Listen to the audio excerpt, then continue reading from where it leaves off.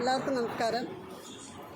ഇന്ന് അക്കോക്ക് ബിഷപ്പ് രഹിത ഭക്ഷണ അലമാരിയുടെ 1221 ദിവസമാണ്.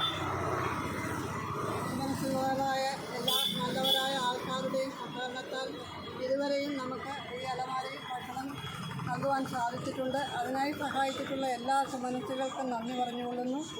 ഇന്നത്തെ ഭക്ഷണം നമുക്ക് നൽകിയിരിക്കുന്നത് കരിപ്പുഴ പരിമണം പള്ളിയിൽ നിന്നും യുവജന സഖ്യം നൽകുന്ന ഭക്ഷണമാണ്. ആ ഭക്ഷണം നമുക്ക് നൽകുവാനായി സഹായിച്ചത് നമ്മുടെ ഗോപകുമാർ മാറി സാറാണ്.